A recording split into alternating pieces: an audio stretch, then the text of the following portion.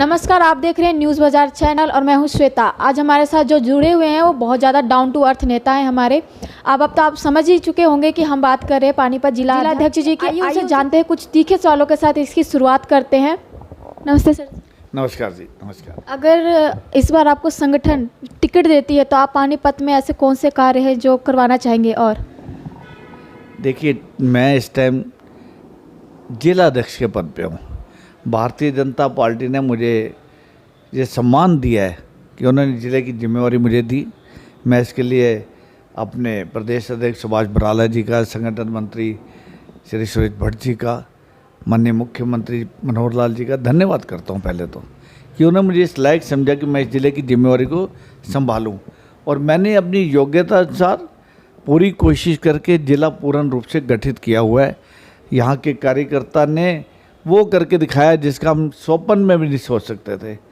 सबसे पहले अगर आपको याद दिलाऊं, यहाँ के कार्यकर्ता ने मेयर के चुनाव में 26 में से 22 सीटें भारतीय जनता पार्टी की झोली में डाली। जो प्रमुख विपक्षी पार्टी थी कांग्रेस, उसका सिर्फ एक कैंडिडेट जीता था।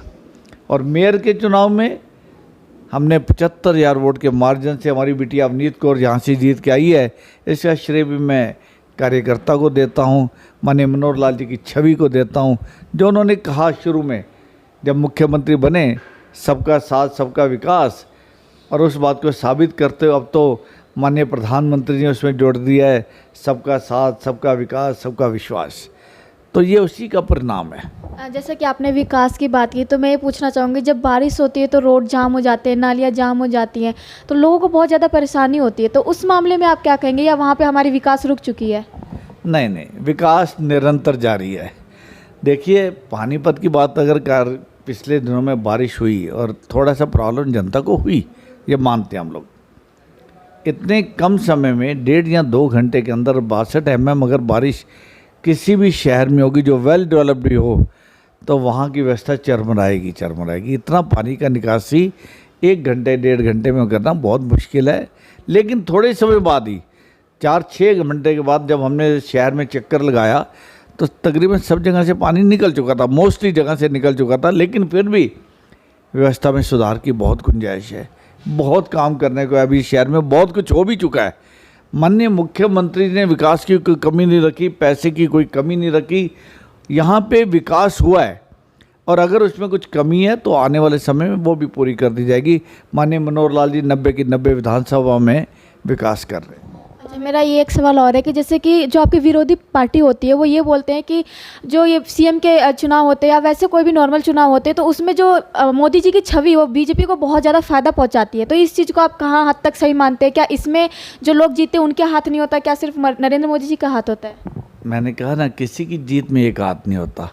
माननीय प्रधानमंत्री की छवि, मोदी जी की छवि, डेफिनेटली उसकी हमें मदद क्यों नहीं मिलनी भी चाहिए। माननीय मनोहर लाल जी की छवि है, क्या उसका प्रभाव हमारे चुनाव पे नहीं होगा? तो आप इस बात से सहमत है कि विरोधियों ने ये बात सही कही है? नहीं, मैं अभी बात पूरी नहीं की थी बेटे। मैं ये कह रहा हूँ, माननीय प्रधानमंत्री की छवि का फायदा हमें होना चाहिए, होगा। माननीय मनोहर लाल जी की छवि का फायदा होगा, जरूर होगा। लेकिन कैंडिडेट की भी अपनी छवि होती है, उसका अपना एक प्रभाव होता है, जनसंपर्क होता है, लोगों से किस तरह से मिलता है, लोगों के किस तरह काम करता है। और हमारी पार्टी बहुत से बिंदुओं को ध्यान में रख के हर जगह से अपना कैंडिडेट उतारेंगी, हमारा विश्वास है। और कार्यकर्ता होने के नाते और मेरा जिला अध्यक्ष होने के नाते मेरा ये काम है कि जो पार्टी हमारा कैंडिडेट आएगा पार्टी का, हम 4 की 4 विधानसभा अपनी जिले में जीत के दिखाएंगे। ये मेरा प्रण है, मैं इसके लिए दृढ़ संकल्प हूँ और ऐसा काम करेंगे। और ये तो रही चुनाव की बात। अगर हम विकास की बात करें तो शिक्षा जो सबसे ज़्यादा ज़रूरी है एक युवा के लिए, जो अभी तो सबसे ज़्यादा मुद्दा हो रहा है बेरोजगारी का पूरे देश में, तो शिक्षा उसके लिए कहीं ना कहीं जिम्मेदार होती है। तो आप उसको कैसे ठीक करेंगे ताकि हरियाणा के और युवक, जैसे अभी आपने बताया कि हमारे बहुत सारे जवान लगे हुए हैं या बहुत सारे युवक काम कर रहे हैं, तो वो और आगे कैसे बढ़ाएंगे आप?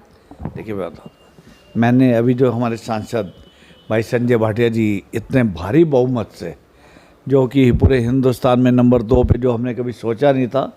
हम लोग सोचते थे कि 5 लाख वोट से जीतेंगे, पर जनता ने अपनी विश्वास दिखाया ये भारतीय जनता पार्टी में, मोदी जी में, वो जीते। तो मैंने उनके साथ एक दिन मीटिंग किया। मैंने कहा, आपको खास करके अपने लोकसभा क्षेत्र का, और मैं पानीपत ज़िले की अगर बात करूं, मैं यह चाहता हूं कि युवाओं के लिए ज़्यादा से ज़्यादा ये रोज़गार निकले। पानीपत के अंदर टेक्सटाइल इंडस्ट्री बहुत बड़ी है, और ये जैसे एग्रीकल्चर के अंदर बहुत लोग रोज़गार मिलता है रोज़गार, और इसी तरह से टेक्सटाइल इंडस्ट्री के अंदर भी लोगों को बहुत रोज़गार मिलता है। मैंने संजय भाई से ये प्रार्थना की है, अपने सांसद महोदय से, कि पानीपत में जिस तरह से कुछ साल पहले एक रिफाइनरी का बहुत बड़ा प्रोजेक्ट आया जिससे पानीपत के विकास में बहुत बड़ी मदद मिली, उसी तरह का मैंने उनसे प्रार्थना किया अपने लोकसभा क्षेत्र में, और अगर हो सके तो पानीपत में एक बहुत बड़ा कार्यक्रम लाएं, बड़ा प्रोग्राम लाएं, बड़ी इंडस्ट्री लाएं, और यहाँ के लोगों को रोज़गार मिले। शिक्षा के क्षेत्र में डेफिनेटली मैं यही लोगों से प्रार्थना करना चाहूँगा कि वो बच्चों को पढ़ाने की तरफ चलें, लेकिन उसके बावजूद भी सरकारी नौकरियां इतनी अवेलेबल नहीं हैं, हो ही नहीं सकती। हज़ारों नौकरियां निकल आएंगी, बच्चे लाखों हैं, प्राइवेट सेक्टर भी काम आता है, और हमारी सरकार प्राइवेट सेक्टर के लिए भी बहुत कुछ कर रही है।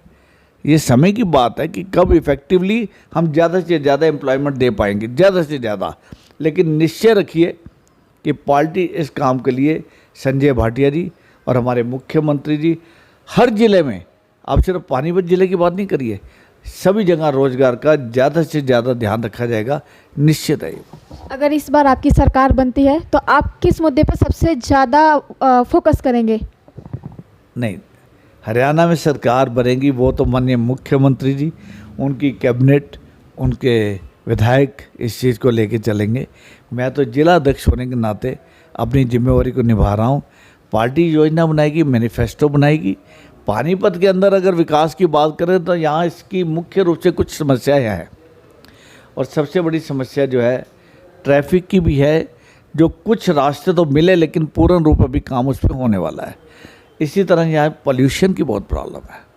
पानीपत का डार्क जोन है, पानी का लेवल बहुत नीचे जा चुका है, एयर पोल्यूशन है, लेकिन हमें इंडस्ट्री भी चलानी है और हमें पोल्यूशन भी दूर कर रहे हैं। दोनों चीज़ें बराबर चलनी है। ऐसा नहीं है कि सिर्फ हम इंडस्ट्री चलाएंगे और पोल्यूशन करते रहेंगे। तो इसके ऊपर बहुत सारा भी काम होने वाला है, जो मैं निश्चित तौर पे कह सकता हूँ कि मैंने माननीय मुख्यमंत्री के ध्यान में ये बात लाई है। पोल्यूशन बोर्ड की भी, इंडस्ट्री की भी समन्वय बिठाने की कोशिश की है, और इस पर काम चल रहा है। इसी तरह से मैं आपको एक बात बताता हूँ, पानीपत में डेफिनेटली अभी घोषणा भी शायद हो गई है, जो हमारा ड्रेन नंबर 1 है, वाकई उसको कवर करके उसके ऊपर अगर एक रूट डेवलप कर दिया जाए, बाईपास डेवलप कर दिया जाए, तो उससे भी शहर की समस्या सॉल्व होगी। शहर के अंदर एक बहुत इस टाइम ज़रूरत है स्लॉटर हाउस की। यहाँ पर जगह जगह छोटी छोटी कॉलोनियों में, छोटी छोटी दुकानों में जो मीट मांस का व्यापार हो रहा है, उससे जो बच्चे आसपास की कॉलोनियों में, बच्चे छोटी उम्र के बच्चे, उन पर प्रभाव अच्छा नहीं पड़ रहा है। तो एक स्लॉटर हाउस की भी मैं रिक्वेस्ट कर रहा हूँ। इसके साथ ही एक और बड़ा विशेष रिक्वायरमेंट है यहाँ की, पूरे पानीपत के अंदर रैन बसेरा नहीं है। यहाँ बहुत औद्योगिक नगरी है। यहाँ पर जो बाहर से काम करने वाले मजदूर भाई आते हैं, उनको 3, 4, 5 दिन किसी फैक्ट्री में काम नहीं मिलता, उनको रहने का स्थान नहीं होता, कहाँ जाए वो। तो मैंने माननीय मुख्यमंत्री इसकी भी प्रार्थना की है कि पानीपत के अंदर कुछ 3 या 4 रैन बसेरा अगर बना दिए जाएँ तो वो अच्छा होगा। और एक और मैंने उनसे निवेदन किया है कि पहले पानीपत की इंडस्ट्री जो है वो रेलवे लाइन से इस क्रॉस में थी, ओल्ड इंडस्ट्री एरिया। अब पानीपत की सारी इंडस्ट्री जो है 25 पार्ट 1 में, 25 पार्ट 2 में, 29 पार्ट 1, 29 पार्ट 2 आपके चौटाला रोड पे और सनौली रोड पे उधर चली गई है। और हमें एक फायर स्टेशन चाहिए, well build, well equipped, ultra modern fire station, जिससे कि इमरजेंसी में वहाँ सुविधा हो, ताकि जो उद्योगपति है, उद्योग है, उनका कम से कम नुकसान हो। ऐसी कुछ योजनाएं मैंने माननीय मुख्यमंत्री के ध्यान में लाया हूँ, और डेफिनेटली वो इस पर काम करेंगे। चलिए, ये तो आपने योजनाओं की बात की, लेकिन हम पानीपत में सबसे ज़्यादा जो गंदगी होती है कचरे की होती है, तो आप उसको लेकर के क्या कदम उठाएंगे? अगर कचरे से या पोल्यूशन से जो व्यक्ति बीमार हैं उनको सही रेट पे या फिर सही सुविधाओं पे बोल सकते हैं इलाज नहीं मिल पाता है, कई बार ऐसा हो जाता है क्योंकि इंस्ट्रूमेंट प्रोवाइड नहीं है यहाँ पे, तो आप उनके लिए क्या सलाह देंगे? और जो व्यक्ति बाहर स्टेट में जा कर के अपना इलाज कराते हैं उनके लिए कैसे करेंगे कि आप पानीपत में ही वो सारे हॉस्पिटल्स उपलब्ध करा दें? बहुत अच्छा आपने ये क्वेश्चन मेरे से पूछा। I am very happy. देखिए, पहले तो मैं माननीय मनोहर लाल जी का, मुख्यमंत्री का धन्यवाद करना चाहता हूँ। अनिल विज जी का धन्यवाद करना चाहता हूँ कि उन्होंने पानीपत को एक बहुत सुंदर हॉस्पिटल दिया है। बहुत अच्छी बिल्डिंग बनी है, बहुत बड़ी बिल्डिंग है, बहुत कैपेसिटी है उसकी। पानीपत की ज़रूरत के हिसाब से अच्छा अस्पताल है, लेकिन वहाँ अभी थोड़ा सा इंफ्रास्ट्रक्चर की कमी है। लेकिन इंफ्रास्ट्रक्चर बनाने में भी टाइम लगता है थोड़ा सा। कई अप्रूवल्स लेनी पड़ती हैं इसके लिए। फाइनेंस कमेटी के पास कई अप्रूवल्स पेंडिंग है, जिस पे बहुत जल्दी डिसीजन हो जाएगा। इन द मीन हमने देखा कि शहर के अंदर अल्ट्रासाउंड के लिए लोगों को ज़्यादा परेशानी थी। गरीब आदमी है, 800-900 रुपया, उसका 1000 रुपया अल्ट्रासाउंड में लग जाता है। तो मैंने अपने कुछ डॉक्टर मित्र हैं हमारे यहाँ पे पानीपत बहुत सारे, मैंने उनमें से कुछ से बातचीत की और उनमें से 4 हॉस्पिटल आपने जगह जगह देखा होगा, उन लोगों ने बहुत विशेष योगदान दिया। मैं उनका धन्यवाद करना चाहूँगा। डॉक्टर खुराना जी हैं, डॉक्टर आदित्य जी हैं, डॉक्टर मदान जी हैं और डॉक्टर दीवान जी हैं। इन्होंने 200 रुपये में पानीपत के अल्ट्रासाउंड कर रहे हैं गरीब आदमी का। जिसको भी अल्ट्रासाउंड करवाना है वो मेरे कार्यालय से आके रसीद ले जाता है और डॉक्टर्स के पास जाता है। इसी तरह रसीद बुक एक हमने जन सेवा दल सिविल हॉस्पिटल में रखी है। आज ही हमने अरेंजमेंट किया एक ऑफिस छोटा सा सनौली रोड के ऊपर भी, ताकि उधर के लोगों को मदद मिले। इसी तरह से एक हम वार्ड नंबर 11 में भी प्रोविज़न करने जा रहे हैं। तो मैं ये समझता हूँ कि लगभग 200 से 250 अल्ट्रासाउंड हम रोज़ कर पाएंगे गरीब लोगों के लिए। इसी संदर्भ में मैं एक बात और आपको बताता हूँ। आयुष्मान कार्ड पानीपत के अंदर तकरीबन 80,000 परिवारों का 4 लाख कार्ड आया हुआ है, जिनकी अप्रूवल है जो सरकार की तरफ से। 80,000 परिवारों का 4 लाख कार्ड पानीपत ज़िले का। लेकिन बड़ी निराशाजनक बात है कि अभी तक सिर्फ 60,000 कार्ड लोगों में जा पाया है। अप्रूवल्स हैं, केवाईसी पूरी करनी है लोगों को, सिविल हॉस्पिटल जाएं या कहीं जाएं और अपना कार्ड बनवाएं। लेकिन ये योजना सरकार ने तो बना दी, सरकार ने कार्ड की अप्रूवल्स भी दे दी, लेकिन नीचे डाउन द लाइन आधिकारिक तौर पे इस पे काम बहुत करने वाला है, बहुत गुंजाइश है। ऐसे सैकड़ों हज़ारों परिवार हैं जिनके कार्डों की अप्रूवल है और उनको पता तक नहीं है। उनको पता नहीं, उनके घर में बीमारी कोई आ जाती है तो उनका सब कुछ बिक जाता है। तो मैंने इसके लिए, आज आपने क्वेश्चन किया तो बड़ी ये संयोग ही कहूँगा, आज सुबह ही हमने बैठक लिया और सोमवार को हम प्लानिंग कर रहे हैं इसकी कि पानीपत के लोगों तक कार्ड कैसे पहुंचाए, उनकी केवाईसी कैसे पूरी करवाई जाए। सरल केंद्र पे जाके या सिविल हॉस्पिटल में जाके इसकी पूरी योजना सोम और मंगलवार में हमारी पूरी टीम बनाने जा रही है, ताकि हमने ये निश्चय किया है कि जिनकी अप्रूवल्स हैं हम उनके घर में आयुष्मान कार्ड बनवा के उनकी मदद करें, ताकि उनको सरकार की इस योजना का फ़ायदा उठाए।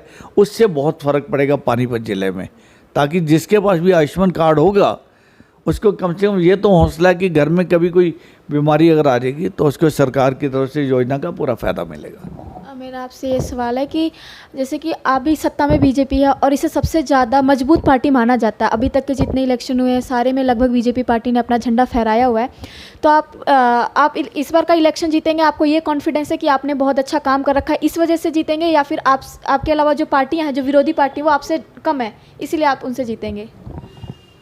वो अभी कम हैं और कम होंगी।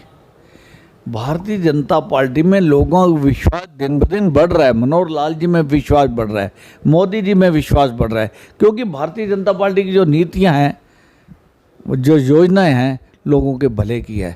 और कम से कम हम लोग, भारतीय जनता पार्टी का प्रत्येक कार्यकर्ता या हमारे अधिकारी, हमारे मंत्रीगण, हमारे मुख्यमंत्री जी किसी भी प्रॉब्लम को लेके जाते तो अवेलेबल तो हैं। वो जनता की समस्या को सुनते हैं, समझते हैं और एक्शन लेते हैं। अभी आप देखिएगा विरोधी पार्टियों से लोग दिन ब दिन हमारी पार्टी में ज्वाइन कर रहे हैं।